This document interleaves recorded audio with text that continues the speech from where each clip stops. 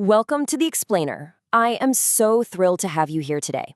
So imagine for a second being able to completely code your own legal jurisdiction. Sounds kind of wild, right? Well, that is exactly what we're unpacking today. We're diving into a really fascinating theoretical framework called Fiducia Centrale. Basically, we're going to look at the anatomy of an entirely new kind of digital institution, one that literally merges computer code, legal theory, and monetary policy all into one single unified system. It asks this massive question: how can everyday individuals use modern cryptography to establish their own verifiable legal standing and even their own financial infrastructure? It's definitely a complex topic, but don't worry, we're going to break it down step by step. Okay, let's dive into this. Here's our roadmap for how we're going to unpack this blueprint. We'll start with the provenance ledger, then move into the 7 legal strata, break down the technical architecture, explore issuing a hybrid currency, and finally, we'll examine the anti-debt backing. Let's jump right in. To really wrap our heads around any of this, we first have to understand the foundational linchpin of the entire system, and that is the provenance ledger. The source defines this as an immutable cryptographic record that tracks the exact history, ownership, and origin of an asset. Think of it like a permanent digital tattoo, rather than, a pencil sketch on a piece of paper. Unlike your standard spreadsheet or a typical web database, where someone can just hit edit or delete, an immutable ledger uses cryptography to make sure that once a record is written, it is mathematically locked. It literally cannot be altered, backdated, or tampered with by anyone. Part 1. The provenance ledger and how we actually go about reclaiming the record. This framework points to a very real, very modern problem: the increasingly ephemeral nature of digital court proceedings. Think about Zoom rooms or temporary online portals. Traditional court portals are session-based systems. They rely on temporary cookies, the data is fragmented, and it's all restricted by administrative firewalls. But the provenance ledger?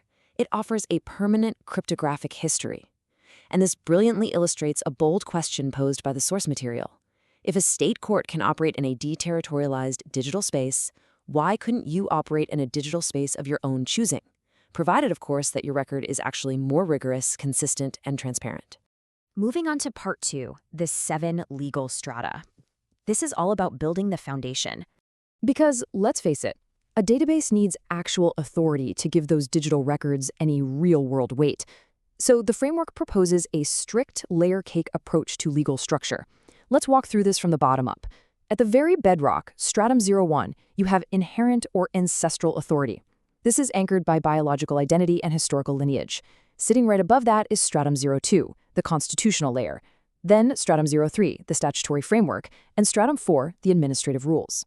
Only after all of those legal foundations are firmly laid down do we finally reach the digital tools. Stratum 05 generates the certificates, stratum 06 is your digital ledger viewer, and sitting at the very top, stratum 07 is the minting UI, or basically the user dashboard. Now here's why this matters. Crucially, the system proposes that those lower foundational layers strictly bound and limit the administrative layers at the top. In this blueprint, a digital dashboard or a court portal possesses absolutely zero inherent power. It can't just create laws or strip rights away. It only inherits authority from the constitutional and inherent rights beneath it. The digital interface is just an automated extension of the legal layers. That's it. All right, part 3, the technical architecture. Let's look under the hood at the decoupled engine. Let's shift from legal theory over to the actual tech stack. How would we build this? The framework recommends a modern, decoupled architecture split into 3 very specific layers to guarantee structural integrity. Think of it like a highly secure building. Step 1 is the storefront, the presentation layer, built with technologies like Next.js or React. Step 2 is the security checkpoint, the service layer, using Python and FastAPI to process and strictly validate any incoming data. And finally, step 3 is the vault, the persistence layer. Standard databases just aren't enough here. This has to be an immutable cryptographic ledger or a quantum ledger database to ensure the history is completely unalterable. Now, to ensure this digital data actually carries weight in a court of law, the source insists on some pretty heavy-duty security configurations. Every single entry must be cryptographically anchored. We're talking private key signatures to prove exactly who submitted the data. It requires a decentralized identity public JSON file to mathematically verify that signature. Documents have to undergo SHA-256 hashing, which is basically giving every file an unforgeable digital fingerprint. And, absolutely crucial here, they must be stamped by an independent digital timestamping authority. This proves chronological priority, meaning no one can ever argue the evidence was just fabricated after the fact. Which brings us to part 4, issuing a hybrid currency known as fiducial credit. Now, what's really interesting about this is how the ledger transforms from just tracking legal documents into actually minting assets. The source's philosophy is that creating a currency isn't just writing code for a new token or changing a number in a database. A true currency, according to this model, is a standardized, transferable right recorded in the ledger through a formal legal and governance system. Real currency requires a constitutional layer defining its rules, its authority, and its scarcity, not just computer code. To actually execute this, the system includes a literal monetary constitution, anchored at that stratum 2 layer we talked about earlier. It dictates exactly how the fiducial credit is theoretically backed. Quoting directly from the source here, it reads, "Each unit of FDC represents a reduction of 1 unit in the global debt reduction index, subject to issuance rules." This is a super fascinating departure from traditional fiat currencies that are backed by governments, or speculative crypto models backed by compute power. So how does this run day to day?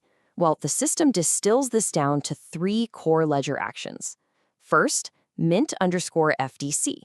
This handles the creation of new currency strictly under that constitutional authority. Second, transfer_FDC, which mathematically governs the movement of balances between recognized identities. And third, redeem_FDC, which is what gives the currency its utility, allowing it to be exchanged for institutional services, legal certificates, or specific rights. And that leads us right into part 5, the anti-debt backing. This is a highly mission-driven policy. Let's dive a bit deeper into this unique macroeconomic counterweight, -1. That right there is the mathematical anchor of the whole economy. The system proposes treating the entire concept of global debt as a reference index.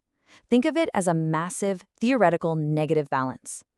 Every single time 1 unit of fiducial credit is minted, it represents a -1 reduction in that global debt reduction index. So the crucial point here is that to prevent arbitrary inflation, minting is strictly tied to verifiable actions. Things like funding a public good, hiring labor, or settling a right. You can't just print this money out of thin air to enrich yourself. This creates what the source calls purpose-driven scarcity, effectively transforming the currency into a mission-driven monetary policy. When you step back and combine all of these elements, the 7 strata of legal authority, the decoupled technical architecture, and the hybrid constitutional currency, you create an audit-ready evidence graph. Essentially, the source argues, you are building a parallel docket. This parallel record features cryptographically verified physical evidence, provable chronological priority, and an immutable chain of custody. And because you built it yourself, from the ground up, it operates with complete independence from state data rules. The idea is that it allows you to challenge official narrative structures using objective, mathematically verified facts. Which brings us to a final, really provocative thought.